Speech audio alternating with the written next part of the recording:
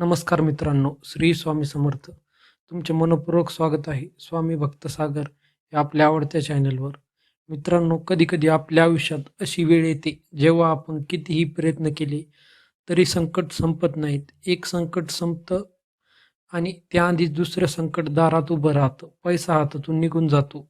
आपलीच माणसं आपल्यापासून दूर जातात. ज्यांच्यावर विश्वास ठेवला तेच पाठीवर वार करतात आणि सर्वात भयंकर गोष्ट म्हणजे आपल्या विरोधात कुणीतरी गुपचूप कट कारस्थान करत असतं, पण आपल्याला त्यांची कल्पनाही नसती. आजची कथा अशाच एका भक्ताची आहे, ज्याच्या आयुष्यात सगळं काही संपल्यासारखं झालं होतं. घरात गरिबी होती, कर्जदार घरात उभे होते, व्यवसाय उद्ध्वस्त झाला होता आणि गावातील लोक त्याला कायमचा संपवण्याचा डाव आखत होती. पण त्यांना माहीत नव्हती, त्या गरीब भक्ताच्या घरात एक अशी शक्ती जागृत झाली होती, जिच्यासमोर त्याचं प्रत्येक कारस्थान हळूहळू निष्फळ होणार होतं. आणि या कथेत सर्वात आश्चर्याची गोष्ट म्हणजे ज्या रात्री त्या भक्ताला वाटलं आता माझ्या आयुष्यात काहीच उरलेलं नाही, त्याच रात्री त्याच्या देवघरातील दिव्याजवळ एक अनोळखी घटना घडली. दिवा अचानक विझला आणि काही क्षणांनी पुन्हा स्वतःहून पेटला. पण त्यानंतर त्या घरात जे घडलं त्याने संपूर्ण गावाचं नशीब बदलून टाकलं. ही कथा शेवटपर्यंत ऐका, कारण या कथेच्या शेवटी ज्यांनी दुसऱ्याचं वाईट करण्याचा प्रयत्न केला त्यांच्याच आयुष्यात असा प्रसंग आला की त्यांनी स्वतः श्रीगुरूंच्या चरणी शरणागती पत्करली. आणि ज्या भक्ताला जगाने हरलेला समजलं होतं त्याच्याच दारात एक दिवस अशी बातमी आली की त्याच्या डोळ्यात आनंदाश्रू आले. चला आता सुरू करूया या अद्भुत कथेला. श्री गुरुदेव दत्त. माधवरावचे शांत आयुष्य. एका छोट्याशा गावात माधवराव नावाचा एक मनुष्य राहत होता. गाव मोठं नव्हतं. आजूबाजूला हिरवीगार शेती, दूरवर दिसणारी डोंगरांची रांग आणि माधवच्या मध्यभागी एक जुनं दत्त मंदिर. माधवरावाचं घर त्या मंदिरापासून फार दूर नव्हतं. घर मातीचं होतं, अंगण छोटं होतं, घरात फारशी संपत्ती नव्हती, पण देवघर मात्र अतिशय सुंदर होतं. त्या देवघरात श्रीगुरूंची एक जुनी प्रतिमा होती. प्रतिमेसमोर नेहमी दिवा तेवत असे. माधवराव रोज सकाळी उठून सर्वप्रथम देवघरात जात असे. तो हात जोडून म्हणायचा, गुरुमाऊली, आजचा दिवस तुमच्या चरणी. मगच त्याचा दिवस सुरू होत असे. त्याची पत्नी जानकी ही अत्यंत साधी आणि श्रद्धाळू होती. त्यांना एक मुलगा होता, अनिरुद्ध. घरात पैसा कमी होता, पण समाधान होतं. पण हे समाधान फार काळ टिकणार नव्हतं. पहिले संकट. माधवरावाचा छोटासा धान्याचा व्यवसाय होता. गावातील शेतकऱ्यांकडून धान्य घेऊन तो शहरात विकत असे. व्यवसाय छोटा होता, पण प्रामाणिकपणामुळे त्याची गावात चांगली प्रतिष्ठा होती. लोक त्याच्यावर विश्वास ठेवत. पण गावातील दोन व्यापाऱ्यांना हे अजिबात आवडत नव्हतं. त्यांची नावं होती रघुनाथ आणि गोविंद. दोघांचा व्यवसाय मोठा होता, पण माधवरावकडे पैसे नसतानाही लोक त्याच्याकडे अधिक विश्वासाने पाहत होते. एक दिवस रघुनाथने गोविंदाला विचारले, आपला व्यवसाय मोठा आहे, पण लोक माधवरावाकडे का जातात? गोविंद हसला, कारण तो प्रामाणिक असल्याचं नाटक करतो. रघुनाथ काही क्षण शांत राहिला. मग त्याने हळूहळू आवाजात म्हटलं, नाटक असेल तर ते उघड करायचं. गोविंदने विचारले, कसं? रघुनाथच्या चेहऱ्यावर एक विचित्र हास्य आलं. त्याला अशा जाळ्यात अडकू की स्वतः त्यातून बाहेर पडू शकणार नाही. आणि त्या दिवसापासून माधवरावच्या आयुष्यात संकटांची मालिका सुरू झाली. अफवा. काही दिवसांनी गावात एक बातमी पसरली, माधवरावच्या मालात भेसळ आहे. दुसऱ्या दिवशी दुसरी बातमी आली, त्याने लोकांचे पैसे बुडवले आहेत. तिसऱ्या दिवशी त्याचा व्यवसाय बंद होणार आहे. माधवरावला काहीच समजलं नव्हतं. तो दुकानात बसला होता. एक जुना ग्राहक त्याच्याकडे आला. माधवराव, खरं काय आहे? माधवराव म्हणाला, कशाबद्दल? तुमच्याबद्दल गावात खूप बोललं जातंय. माधवराव काही क्षण शांत राहिला. तुम्हाला माझ्यावर विश्वास आहे का? ग्राहक म्हणाला, हो. मग बाकीचं काही ऐकू नका. पण अफवा थांबल्या नाहीत, उलट वाढत गेल्या. घरातील काळोख. एका रात्री जानकीने घरातील धान्याचं माप पाहिलं. फक्त 2 दिवस पुरेल एवढंच धान्य उरलं होतं. ती माधवरावाकडे पाहत म्हणाली, उद्या काय करायचं? माधवराव शांत होता. मला माहीत नाही. जानकीच्या डोळ्यात पाणी आलं. आपण एवढं कोणाचं वाईट केलं? माधवरावने उत्तर दिलं नाही. तो देवघरात गेला. श्रीगुरूंच्या प्रतिमेसमोर बसला. त्याने हळू आवाजात म्हटलं, गुरुमाऊली, मी तुमच्याकडे काही मागितलं नाही. फक्त एवढंच मागतो, माझ्या मुलाला उपाशी झोपू देऊ नका. त्याच्या डोळ्यांतून अश्रू वाहू लागले. तेवढ्यात देवघरातील दिव्याची ज्योत हलली. माधवरावने डोळे उघडले.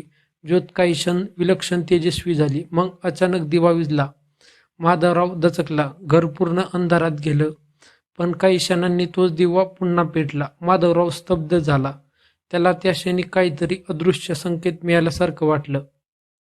स्वप्नातील दर्शन. त्या रात्री माधवरावला झोप लागली आणि त्याला स्वप्न पडले. तो एका विशाल नदीच्या काठी उभा होता. नदीच्या पलीकडे तेजस्वी प्रकाश होता. त्या प्रकाशात एक साधू उभे होते. माधवरावने हात जोडले. आपण कोण? साधूंनी काही उत्तर दिलं नाही. फक्त त्याच्याकडे पाहिलं. मग एक आवाज आला. ज्याने तुझं वाईट केलं त्याचं कर्म त्याच्याबरोबरच आहे. माधवराव म्हणाला, पण माझं काय? आवाज आला, तुझा विश्वास तपासाला जात आहे. माधवराव रडू लागला. मी हरलो तर? प्रकाश अधिक तेजस्वी झाला. गुरूंचा भक्त कधीच एकटा नसतो. आणि त्याच क्षणी त्याची झोप उघडली. पाठ झाली होती.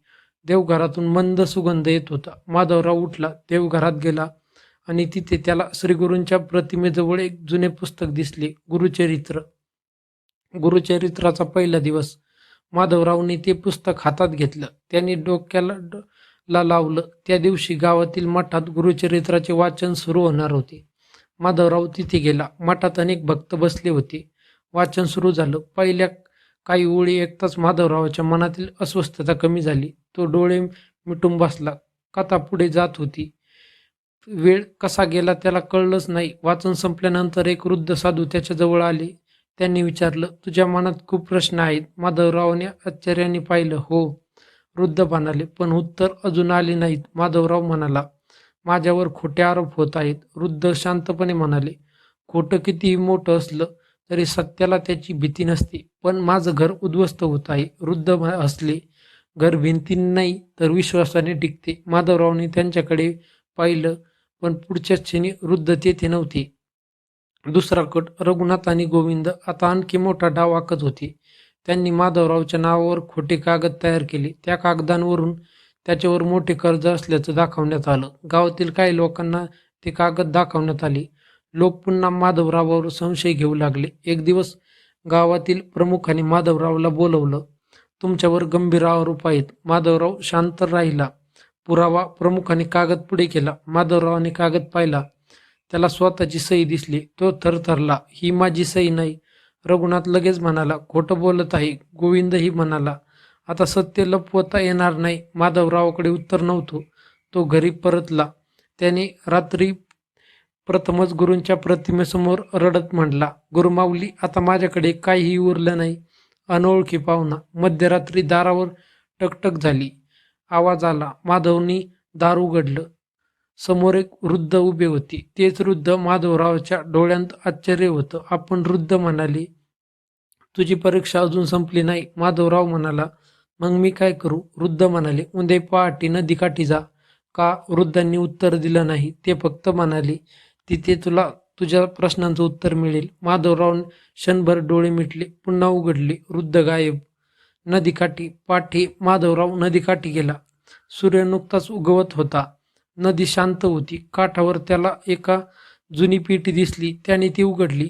आत काही जुने कागदे होती. माधवराव कागद हातात घेतले आणि त्याच्या चेहऱ्याचा रंग बदलला. ते कागद त्याच्या व्यवसायाशी संबंधित होते. त्यातून एक मोठं सत्य समोर येत होतं. माधवरावावर लावण्यात आलेला आरोप खोटा होता. पण एवढंच नाही, त्या कागदांमध्ये रघुनाथ आणि गोविंदच्या व्यवहारांचे पुरावे होते. माधवराव काही क्षण स्तब्ध उभा राहिला. त्याने आकाशाकडे पाहिले. त्याच्या डोळ्यात अश्रू आले. गुरुमाऊली, सत्याचा दिवस. त्या दिवशी गावात पुन्हा बैठक झाली. माधवरावने पेटीतील कागद समोर ठेवले. रघुनाथ आणि गोविंद दोनही गोंधळले. एक एक पुरावा समोर येऊ लागला. लेखपालाने कागद तपासले. व्यापाऱ्यांनी व्यवहार तपासले आणि शेवटी संपूर्ण कट उघड झाला. गावातील लोक स्तब्ध झाले. रघुनाथ खाली मान घालून बसला. गोविंदाच्या चेहऱ्यावर भीती होती. प्रमुखाने विचारले, हे सगळं तुम्ही केलं? कुणीच उत्तर दिलं नाही. माधवराव मात्र शांत उभा होता. गावातील एक वृद्ध म्हणाला, आज सत्य जिंकलं. माधवरावने फक्त देवघराच्या दिशेने हात जोडले. पण संकट अजून बाकी होतं. सगळ्यांना वाटलं आता माधवरावच्या आयुष्यात सगळं ठीक होईल.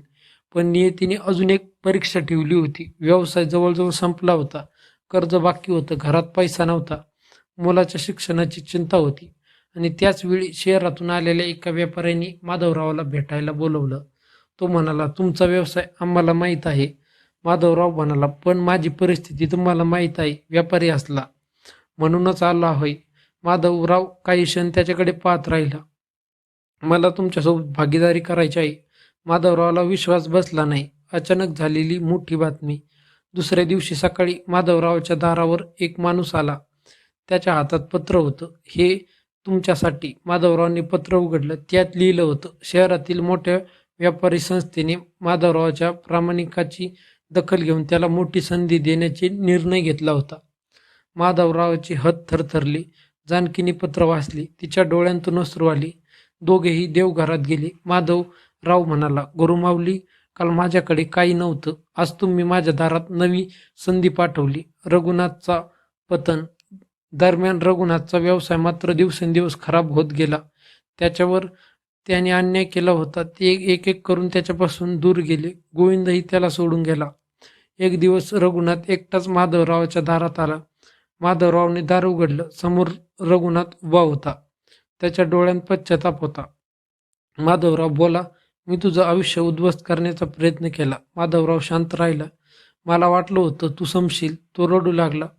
पण मीच संपलो. माधवराव काही क्षण त्याच्याकडे पाहत राहिला. मग म्हणाला, तुम्ही माझ्याशी जे केलं त्याचा निर्णय मी घेणार नाही.